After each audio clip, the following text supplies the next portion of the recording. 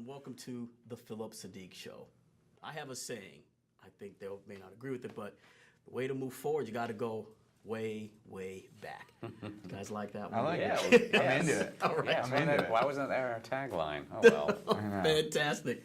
The way, way back. Jim Rash, Nate, Faxon, writers, actors, directors, many hats.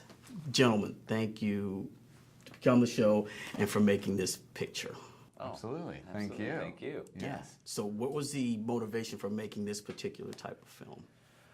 Well, I think we always like to draw at least something that's personal and real for us, I think the inspiration for this movie was a collection of ideas, not ideas, but things that we connected to. Like the first scene of the movie where Trent's asking Duncan what he is on a scale from 1 to 10.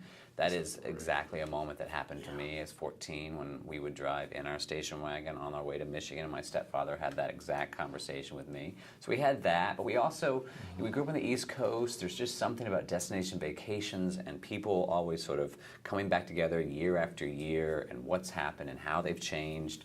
So that's something that very connects to us. And then water parks. We both went to them, and we both have a fondness for them. So all these things sort of collected to make the way, way back. Okay. Yeah, I mean, I think it's, we like Tim said, I think we just pull from our own experiences and characters, and our training at the Groundlings Theater where we met really is steeped in that, and finding their flaws, and so a lot of what's in the movie is certainly, we created, but it has ties to something maybe that we experienced or friends experienced. Alice and Janney's whole first, monologue in the beginning of the movie is sort of based on those Christmas card, like Xeroxed form letters that you get, basically, where they family tells you everything that's going on. And we had a friend who got a really negative one, and so it seemed like a great launching point for that character. So I think we just try to pull from what we know, really. Right. Quote, as a reviewer, you try not to get emotionally involved in the film, but for me, this reminded me of when we were younger. And we would take trips up to living in Oakland, Clear Lake, which is a long way away. Yeah. And our stepfather, God bless him, he would drive us there, and it would be like this, but we're too young to say anything. Yeah. Because back then, you don't say anything or right.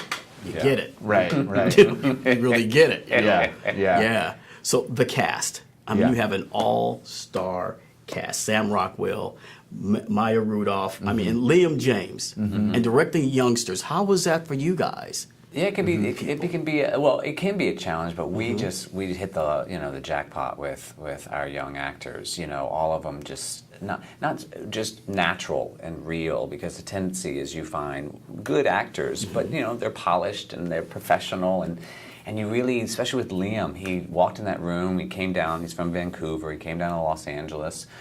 We weren't familiar with The Killing, but he was on The Killing, and.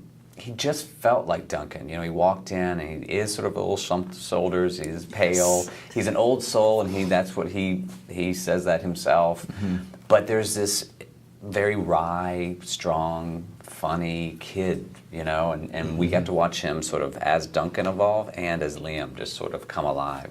And so we really were blessed. And Anna Sophia obviously is already professionally wonderful actress, and she and River Alexander, who played Peter, another great find. So working with them was just giving them as much respect and trust as you'd give adults, your actors. They're just wonderful actors, and you treat them as such. Right. Now, you wear many hats, for this particular film. How do you step out of being an actor and then into the director's hat? How do you make that transition? I directed as Lewis, so I never. Lewis hit the water on me, yeah. I never stopped being him, and I would say it was Roddy. Yeah. It really was that Roddy and Lewis just sort of directed. We just sort of had the Daniel Day-Lewis approach, where we wanted to be talked to as our characters constantly, because it's the same level of character. What we were doing, what Daniel Day was doing. Yeah, and I'm sure we'll get recognized as such. Oh my God, absolutely. Yes. That deep. No, I think it was, it was a lot of responsibility being the director on this movie, and obviously you're asked more questions than you've ever been asked in your life, and you have to make decisions on, countless moments during the day. And so it really, I think luckily we gave ourselves smaller parts and ones that are not, super challenging and difficult to get into. So I think we really were focused on directing primarily, and then acting, sort of sliding into acting. I think, was it was probably the least thing that was on our minds in a sense. Yeah. Well, I mean, it's a great film. I mean, I wish you all the best with it. It's just, as I said, it brought back a lot of memories for me. Nice memories, and some, if I was a little older, man, I would have pounded you in the ground. But couldn't do it. The way back, you guys, see the film. I think you guys really like it. Really. Awesome. Thank you, Thanks, man. man. Thank you.